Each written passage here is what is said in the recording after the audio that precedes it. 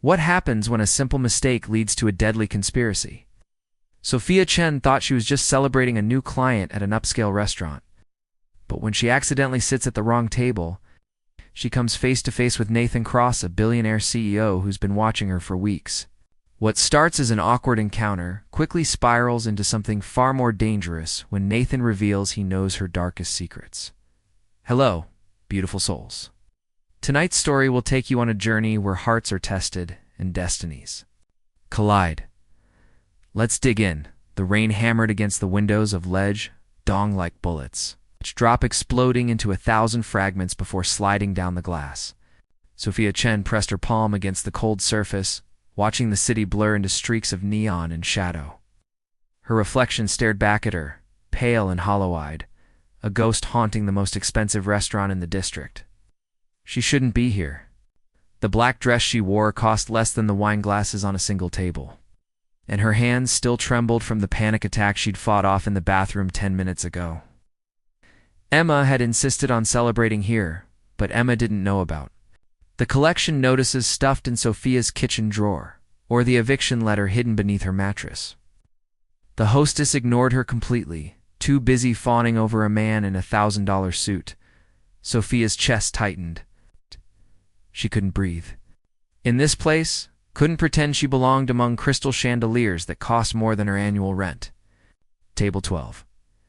Emma had texted the number like a lifeline.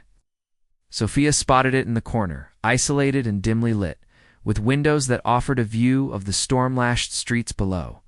She slumped into the velvet chair and pulled out her phone.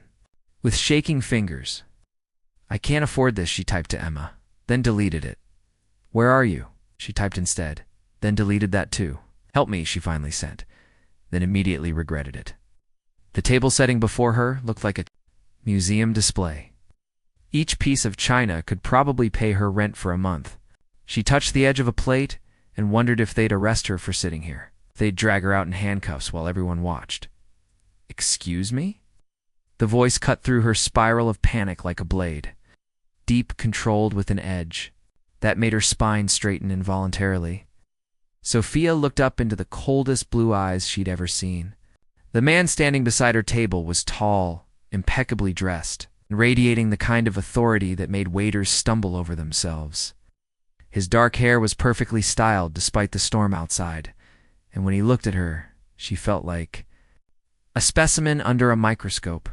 "You're at my table." Her face burned with humiliation. "I'm so sorry, I thought this was 12. She started to stand, gathering her cheap purse and phone, but his hand shot out and gripped her wrist. Not hard, but firm enough to stop her completely. His skin was ice cold. "Don't." Single word carried such quiet command that she froze. He released her wrist and gestured to the chair across from her. "Sit." "I don't understand, my dinner companion canceled." He settled into the chair with predatory grace, his movements controlled and deliberate. "And I hate eating alone." Sophia stared at him, her heart hammering against her ribs. Everything about him screamed danger. The way he moved like violence was always an option, the way his eyes never left her face, as if he were memorizing every detail. The way the entire restaurant seemed to shift around him, waiters and patrons alike giving him a wide berth. "I can't afford this place," she whispered, the confession torn from her throat. Something flickered in those cold eyes. Not pity, something darker. "I didn't ask you to pay." A waiter appeared instantly, as if summoned by telepathy. "Mr. Cross." "The usual? Champagne?" he said, without looking away from Sophia. "The Krug? And we'll need another glass." Nathan Cross leaned back in his chair, studying her with the intensity of a predator, deciding whether she was prey or threat. "Nathan Cross," he said, extending his hand. "Sophia Chen." Her voice sounded like a stranger's. When their hands touched, his fingers were still ice cold, and she noticed the thin white scar that ran along his knuckles. Old violence, carefully hidden. "Tell me, Sophia Chen," he said, her name rolling off his tongue like a secret. "Are you running from?" The question hit her like a physical blow. She tried to pull her hand away, but his grip tightened just enough to keep her there. "I'm not everyone's running from something," His thumb traced across her knuckles, and she realized her hands were shaking. The question is whether you're running toward something better or just running. The champagne arrived. Nathan released her hand to pour, and Sophia watched the golden liquid bubble and fizz. Thinking of all the bills she couldn't pay, all the dreams she'd watched die in her one-bedroom apartment. "I don't know who you are," she said quietly. Nathan's smile was sharp as broken glass. "No, but I know exactly who you are, Sophia Chen." Her blood turned to ice. "What?" "Drink your champagne," he said, raising his glass. "And I'll tell you why you're really here." Sophia's hand trembled as she lifted the champagne flute. The bubbles burst against her lips, but she couldn't taste anything past the metallic fear coating her tongue. "My friend Emma made this reservation," she said, her voice barely above a whisper. "I don't know what you're talking about." Nathan's laugh was soft and terrifying. "Emma Rodriguez, marketing executive at Brennan and Associates, is currently dating Marcus Webb, who works in my company's legal department. Lives at 1247 Pine Street, apartment 3B. Drives a red Honda Civic with a dent in the passenger door from last month's parking garage incident." The champagne glass slipped from Sophia's fingers, shattering against the marble floor. The sound echoed through the restaurant like a gunshot, and every head turned in their direction. "How do I make it my business to know things?" Nathan signaled the waiter with a subtle gesture, and the broken glass disappeared as if it had never existed. "Especially about people who interest me. I've never met you before tonight." "No, but I've been watching you for 3 weeks." Words hit her like ice water. Sophia gripped the edge of the table, her knuckles white. "That's impossible. I would have noticed the coffee shop on Maple Street. Sit at the corner table every Tuesday and Thursday, working on your laptop. You order the same thing every time? Medium dark roast, no cream, 1 sugar. Right. You bite your lower lip when you're concentrating, and you always check your phone at exactly 2:47. Sophia's chest constricted. She could barely breathe. "But you're stalking me. I'm protecting my investment." "What investment?" Nathan leaned forward, his voice dropping too. A whisper that somehow felt more dangerous than shouting. 3 weeks ago, you submitted a design proposal to Cross Enterprises through our subsidiary, Meridian Holdings. You didn't know it was my company. Very few people do." The world tilted sideways. Sophia's mouth opened and closed soundlessly. As the pieces clicked into place, it's the anonymous client who'd hired her for the biggest contract of her career. The one that would save her from eviction, from bankruptcy, from the slow death of watching all her dreams crumble. That was you. Your work is extraordinary, Sophia. Raw, honest, brilliant. But when I had my people run a background check, I discovered some very interesting things about your past. Stop.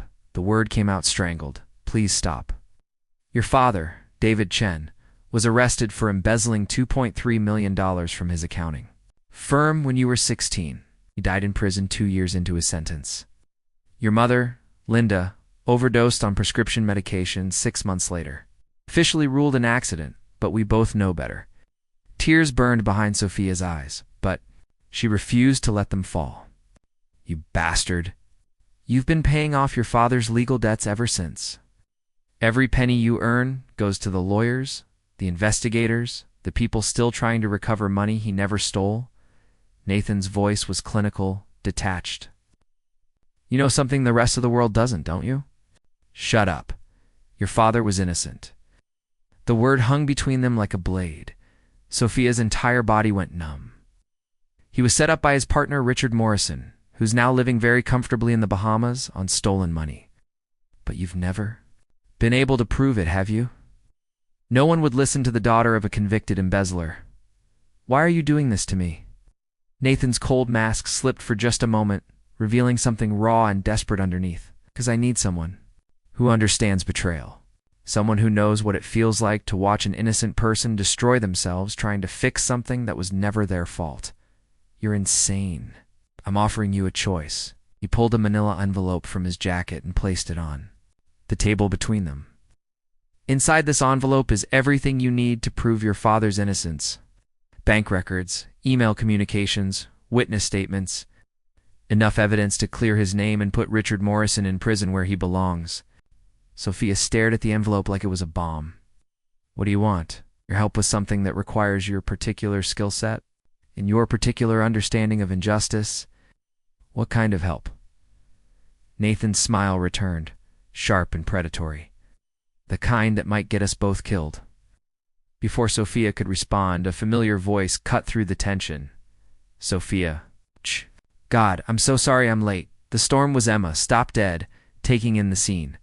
The broken glass being swept away. Nathan's predatory stillness. Sophia's white face and shaking hands. Who the hell are you? Emma demanded, her protective instincts kicking in. Nathan stood smoothly, extending his hand. Nathan Cross. I was just explaining to Sophia why she's going to help me destroy the man who murdered my brother. Emma's face went white. She knew that name, just like everyone in the city knew that name. Nathan Cross, the tech billionaire whose younger brother had died in a suspicious car accident 2 years ago. The same brother who'd been about to testify in a federal corruption case. Sophia, we need to leave, now. Emma grabbed her friend's arm, but Sophia didn't move. Emma, this is about my father. I don't care if it's about the Pope. This man. Is dangerous, sit down, Ms. Rodriguez? Nathan's voice carried absolute authority. Before you make a decision that gets your friend killed. Emma's blood ran cold. Are you threatening us? I'm warning you. The people who killed my brother don't leave loose ends. And right now your friend is about to become a very large loose end. Sophia finally spoke, her voice hollow. Tell me about your brother. Nathan sat back down, gesturing for Emma too. Do the same. After a moment's hesitation, Emma reluctantly took the third chair, her hand still gripping Sophia's wrist. A federal prosecutor investigating a money laundering operation that went all the way to the top of several major corporations. He was going to testify before a grand jury about evidence he'd uncovered. Nathan's jaw tightened. Implicated some very powerful people, including Richard Morrison? Sophia asked. Morrison was the accountant who cleaned the money, but he wasn't working alone. Nathan opened the manila envelope and pulled out a photograph. Recognize him? Sophia's breath caught. The man in the photo was older, grayer, but unmistakably the judge who had sentenced her father. Judge Harrison Blackwell. That's impossible, she whispered. Blackwell has been taking bribes for over a decade. Your father discovered the connection between Morrison and Blackwell when he was doing routine audits. That's why he had to be silenced. Emma leaned forward. You're saying they framed Sophia's father to cover up their own crimes? And when that wasn't enough, they killed my brother. Nathan's voice was ice. Michael had figured out the whole network. Blackwell, Morrison, at least 6 other judges, 2 senators, and a dozen corporate executives. He was going to bring them all down. Sophia stared at her father's face in one of the documents Nathan had spread across the table. A booking photo, hollow-eyed and defeated. She'd been carrying that same expression for 7 years. What do you want me to do? Morrison is coming back to the country in 3 days. He thinks he's safe. Thinks enough time has passed that no one's watching him anymore. He's wrong. You want to kill him? Nathan's smile was razor sharp. Want justice. Whether he survives it is entirely up to him. Emma stood abruptly. Sophia, this is insane. You can't trust this man. Can I trust the system that destroyed my family? Sophia's voice was quiet, but there was steel in it now.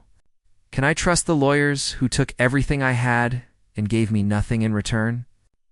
Can I trust the people who let my father die in prison for a crime he didn't commit? So you're just going to become a vigilante? I'm going to get the truth. Sophia looked up at Nathan. What do you need me to do? Nathan pulled out a tablet and showed her a building schematic. Morrison has a private server in his penthouse. Contains backup files of every transaction he ever processed. Every bribe, every laundered dollar, every corrupt deal. We need those files. How do you know they're there? Because 3 months ago I paid a very expensive hacker to confirm it. Unfortunately, the security system was upgraded last week. Physical access is the only option now. Reba grabbed Sophia's shoulders. You're talking about breaking and entering? This is a felony. Everything they did to our families was a felony. Nathan's voice cut through Emma's protests. The difference is, they had money and power to cover it up. We were just leveling the playing field. Sophia studied the building plans. The penthouse is on the 42nd floor. How do we get past? Security? We don't. We go through the building next door. Nathan pointed to an adjacent skyscraper. There's a maintenance bridge between the buildings on the 38th floor. From there, we can access the service elevators. It's a suicide, Emma whispered. Nathan turned to her with those cold blue eyes. Miss Rodriguez, your boyfriend Marcus is a good man. He's also completely unaware that his firm represents 3 of the people on my brother's list. If this goes wrong, if Morrison's people discover what we're planning, Marcus will be collateral damage. Just like my brother. Just like Sophia's parents. The threat hung in the air like smoke. Emma's face crumpled as she realized the trap they were all in. When? Sophia asked. Tomorrow night. Morrison lands at 11 p.m. We need those files before he has a chance to destroy them. Sophia picked up the photograph of Judge Blackwell, staring at the man who had looked her in the eye and condemned her father to death. If we do this, if we get the evidence, what happens then? Nathan's smile was terrifying. Then we watch. Their world burn. A waiter approached with their dinner, but none of them moved to eat. The food sat untouched as Nathan explained the details of the plan, each element more dangerous than the last. When he finished, Sophia was quiet for a long moment. Then she looked up at him with eyes that had gone as cold as his own. There's something you need to know about me, Nathan Cross. What's that? I've been planning to kill Judge Blackwell. For 2 years, I just never had the courage to do it alone.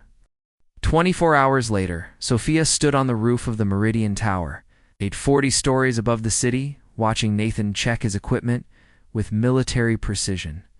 The wind whipped her dark hair across her face as she stared down at the maintenance bridge spanning the gap between buildings.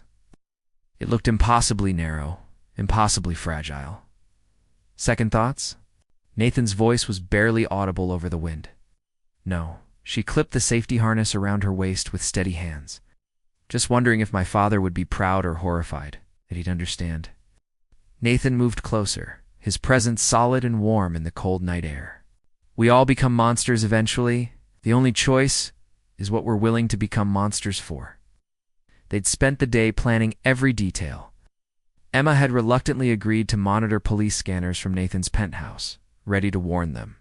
If anything went wrong, the building's security systems had been quietly disabled through a series of carefully timed power fluctuations. Morrison's flight had landed on schedule. Everything was perfect, too perfect. Sophia should have known. They crossed the bridge in silence, their footsteps lost in the wind. The building's service elevator carried them to the 42nd floor without incident. Nathan's keycard worked flawlessly on Morrison's penthouse door. But when they stepped inside, Morrison was waiting for them. He sat behind a massive oak desk, flanked by 2 men in dark suits. Morrison himself was exactly what Sophia had expected. Soft, pale, with the kind of weak chin that suggested a lifetime of taking the easy path. But his eyes were sharp with intelligence and cruelty. Mr. Cross, Morrison said pleasantly, and the lovely Ms. Chen. Right on time. Nathan's hand moved toward the gun concealed in his jacket, but froze when both guards drew their weapons with practiced ease. I wouldn't, Morrison advised. These gentlemen are former military, very efficient. How did you know? Voice was carefully controlled, but Sophia could see the rage building behind his eyes. Morrison smiled. Your friend Emma is very persuasive when properly motivated. And Marcus Webb is so concerned about his girlfriend's welfare. The words hit Sophia like a physical blow. Emma had betrayed them. Sweet, loyal Emma, who'd held her while she cried about her father, who'd celebrated every small victory, who'd been her anchor through 7 years of hell.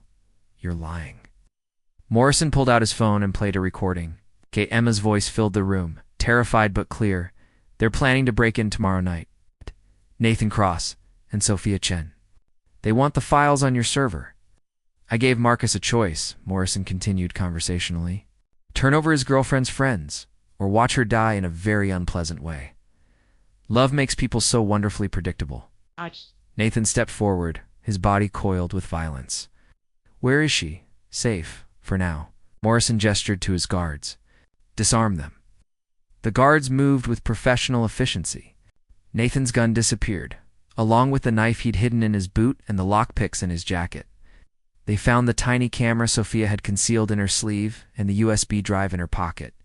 "Now then," Morrison said, settling back in his chair. "Let's discuss why you're really here. Justice for my brother. Your brother was an idealistic fool who couldn't leave well enough alone. Just like Sophia's father." Morrison's eyes fixed on her with cold amusement. "Did you really think David Chen discovered our operation by accident? He was investigating us for months, getting closer and closer to the truth. He was just doing his job. He was building a case that would have destroyed everything we'd spent decades creating. So we gave him a choice.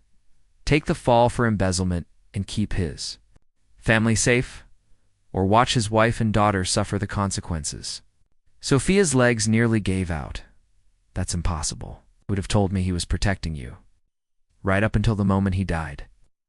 Morrison opened a file folder and pulled out a photograph. It showed Sophia leaving her apartment, unaware she was being watched. Even from his prison cell, he made sure you were monitored, protected. He made a deal, you see. His life for yours. The room spun around her.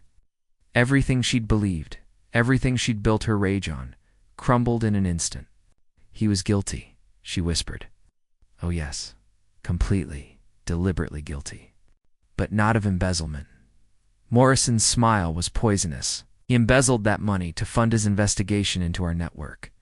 Every dollar he stole went to private investigators, hackers, surveillance equipment. He was planning to bring us all down, just like Nathan's brother." Nathan's voice was deadly quiet. "What are you saying?" "You're saying they're working together." David Chen and Michael Cross, the accountant and the prosecutor. They'd been building a case against us for over a year when we finally stopped them. The revelation hung in the air like a curse. Sophia felt something break inside her chest, some fundamental understanding of her own life shattering into pieces. "You killed them both. We eliminated 2 threats to our survival, just like we're about to eliminate 2 more. Morrison nodded to his guards, who raised their weapons. But before they could fire, the lights went out. In the darkness, Nathan moved like a predator, his years of military training taking over. Sophia heard the wet sound of impact, a strangled cry, the thud of a body hitting the floor. Emergency lighting flickered on, casting everything in hellish red. One guard was down, Nathan's hands around his throat. The other guard was turning toward them, gun raised. Sophia didn't think. She grabbed the heavy glass paperweight from Morrison's desk and brought it down on the guard's skull, with everything she had. The sound of bone cracking filled the room. When the silence returned, Morrison was gone. The window behind his desk stood open, curtains billowing in the night wind. Nathan checked the fallen guards, then moved to the window. "Fire escape. He's running. Let him go." Sophia's voice sounded like it belonged to someone else. "We have what we came for." She was standing at Morrison's computer, the screen glowing, with files and folders that contained decades of corruption. But she wasn't looking at the evidence that would clear her father's name. She was looking at the security footage from 7 years ago. Her father in Morrison's office, accepting an envelope full of money, not stealing it, earning it, Sophia. It was working for them all along. Her voice was hollow, empty. "My father wasn't innocent. He wasn't framed. He was their accountant. And when he tried to double-cross them, they destroyed him." Nathan moved behind her, his hands settling on her shoulders. "That doesn't change what we're going to do to them." "Yes," she whispered, staring at her reflection in the computer screen. "It does." She turned in his arms, and Nathan saw that something fundamental had changed in her eyes. The pain was still there, but underneath it was something much more. Dangerous, pure, calculating rage. "Now I know exactly who I am," she said softly, "and I know what I'm capable of." 3 months later, Judge Harrison Blackwell sat in his chambers reviewing the morning's cases. The federal corruption investigation had finally reached him, but he wasn't worried. Evidence had a way of disappearing when you owned the right. He didn't notice the woman in the cleaning crew who entered his office after hours. Didn't see her plant the recording device behind his law books, or copy the files from his personal computer, or photographed the contents of his safe. Sophia had learned patience in the weeks since Morrison's escape. She'd learned to move like a shadow, to become invisible in plain sight. Nathan had taught her surveillance, but she'd discovered she had a natural talent for deception. Morrison had vanished completely, but Blackwell remained. Along with the senators, the corporate executives, and all the others who had built their empires on blood and betrayal. One by one, they were falling. The media called it the Ghost Files scandal. Leaked documents appearing simultaneously in newsrooms across the country, bank records, communications, photographs, audio recordings. Evidence so overwhelming that even the most corrupt officials couldn't make it disappear. Nathan watched the morning news from his penthouse, a cup of coffee growing cold in his hands. Another senator had resigned in disgrace. 3 more corporate executives had been arrested. The web of corruption that had killed his brother was finally being exposed. "Any word from our friend?" Nathan asked without turning around. Emma looked up from her laptop, her face gaunt from months of guilt and fear. Morrison's people had released her after the penthouse incident, but the damage was done. The betrayal had changed all of them in ways they were still discovering. Blackwell's been indicted. 37 counts of bribery and corruption. His trial starts next month. And Morrison, still in the wind. But his assets are frozen. His network is collapsing. He's running out of places to hide.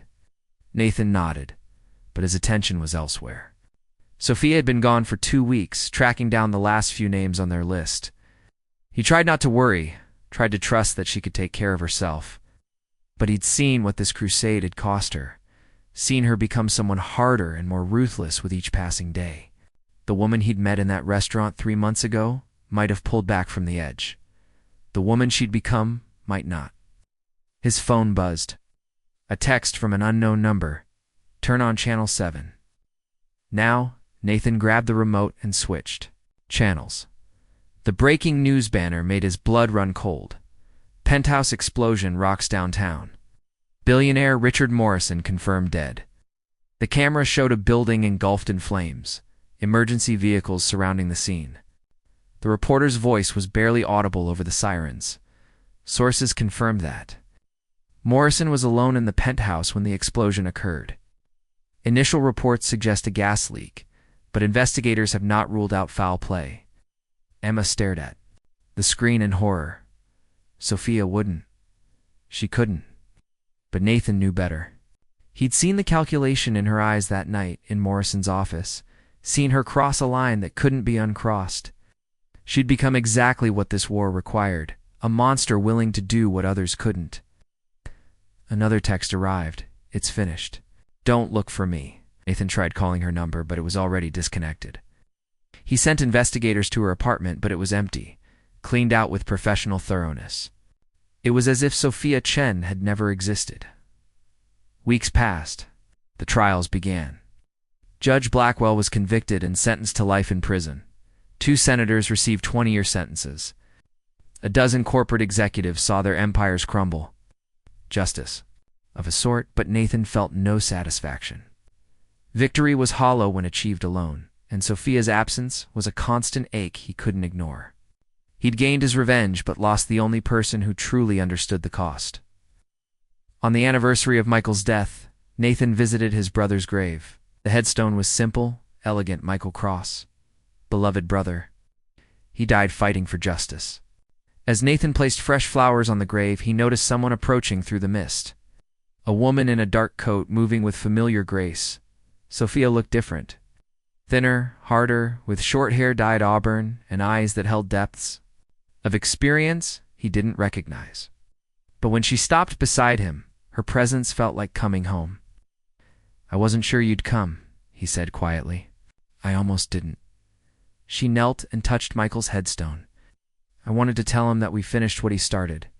At what cost?" Sophia stood and faced him fully. "I killed 17 people, Nathan. Not directly, but my actions led to their deaths. Suicides mostly, a few accidents, one murder that looked like a robbery gone wrong, and Morrison. Morrison died knowing exactly who killed him and why. I made sure of that." They stood in silence, two damaged people who'd found something like love in the midst of vengeance. The mist swirled around them, obscuring the world beyond the cemetery. "What happens now?" Nathan asked. "We live with what we've become." Sophia reached into her coat and pulled out a passport. It bore her photograph but a different name. "I have a new identity, a new life waiting somewhere far from here. You could come with me and leave all this behind?" "What's left to leave? Our enemies are dead or imprisoned. Our families are avenged. We did what we set out to do." Nathan looked at his brother's grave one last time, then at the woman who'd helped him burn the world down to find justice. She was offering him redemption, or at least escape. Where would we go? Anywhere, everywhere.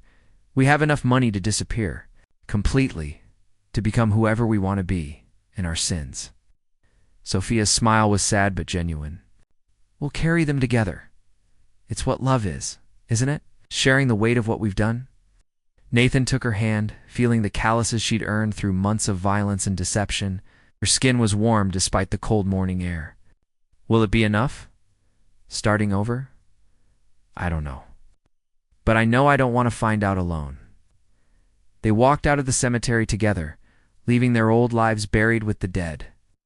Behind them, the city stretched out in the morning light, unaware that two of its monsters had chosen love over vengeance, redemption over destruction. It wouldn't erase what they'd done. It wouldn't bring back the innocent or resurrect the guilty. But sometimes, in a world built on blood and betrayal, choosing to save each other was the only justice possible. The end.